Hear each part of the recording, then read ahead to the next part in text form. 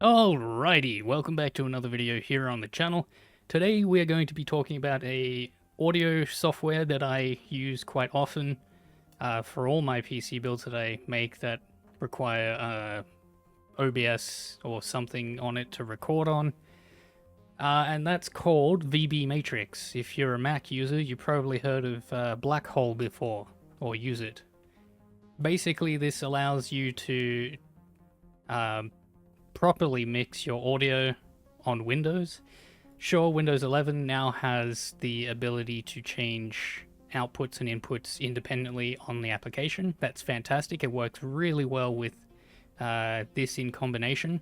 Think of the advanced audio tracks option in OBS, where you can set individual audio tracks and what goes into them. That's effectively what this is. So, say I want cable A and cable B. Those are my two inputs. Cable B is, say, game audio, and cable A is my system sounds. So any application that's running through cable B will have its audio output into my monitor. So if I choose monitor, and then I want the Oculus, say I want my game audio for my VR game to go through to the Oculus, because I also want to record that audio. So cable B would have my game audio,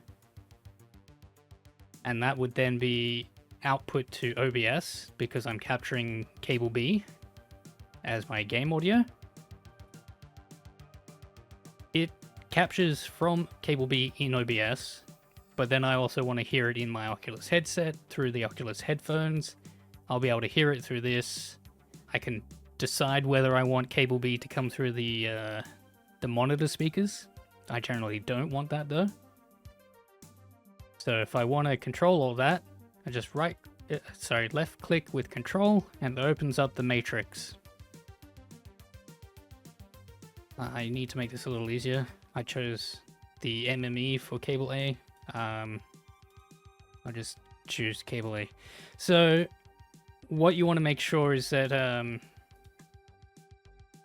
you set up your settings for the cable A and cable B if you've used those before. I'm not going to go into that, but you want to make sure you set the right sample frequency and sample rate. Ideally, you'd want to match the system clock, and then match your outputs as well, just for quality purposes. So, cable A. If I wanted it to go to Oculus headset, then I would make sure that I turn on channel 1, 2, 1, 2. Okay, so that would be channel 1 and 2 from the input to channel 1 and 2 on the output. For cable B, which is the game audio, then I would go 1, 1, 2, 1, 2. That would be channel 1 to channel 1, channel 1 to channel 2, channel 2 to 1, and channel 2 to 2. You might ask, why do I put them all onto both channels? It's just a volume thing. It's a little convoluted with the explanation because sometimes it acts differently to how I'm explaining it.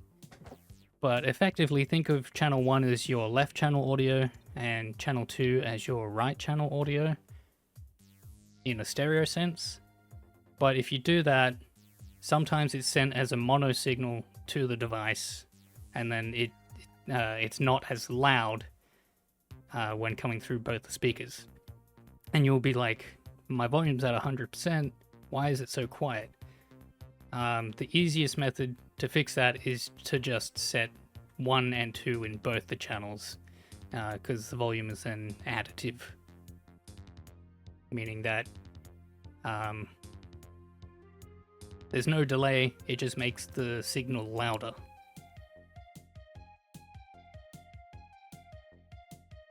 But yeah, so this is VBMatrix. It's a donationware. It's incredibly helpful.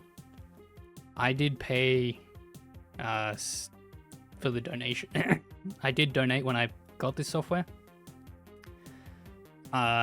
because I really enjoy it. But yeah, if you're in the market for something that has a bit more control for your audio, you're setting up some kind of home theater system, some kind of gaming room, you're having problems routing your audio for TikTok Studio because you live stream on that, and you use something like Tickfinity, and the TTS engine goes through Windows, but the sound alerts go through TikTok Studio, and you've got no control over the independent audio routing stuff, then this can help. There's a lot of really cool ways that you can use this software. And yeah, so if you need some more control over your audio routing, VBMatrix is a software that you can use to solve your problems.